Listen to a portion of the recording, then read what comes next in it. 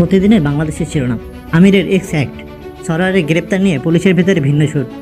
মূলত রাজনৈতিক চাপের কারণেই তাকে গ্রেপ্তার দেখানোর সিদ্ধান্ত নেওয়া হচ্ছে। জ্যেষ্ঠ কর্মকর্তাদের এ সিদ্ধান্তের বিরোধিতা করছে কয়েকজন কর্মকর্তা। নির্বাচন ঘিরে ষড়যন্ত্র, তত্ত্ব এবং সংশয়। জাহাজের গড় অবস্থান বাড়ছে বহির্নোঙরে।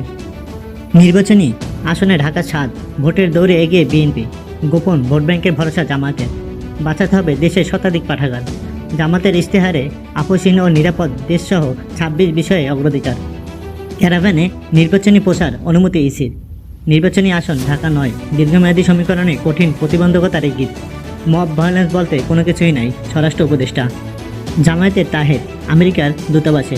আমাদেরকে জঙ্গি বলেছেন চরমনাই পীর। সোশ্যাল মিডিয়ায় নির্বাচনী প্রচারণা বিধিমালা প্রতিপালনের নির্দেশ ইসির। প্যানেলে মুক্তি মেলেনি ছেলের। বাবার মরদেহ নেওয়া হলো কারাগারে।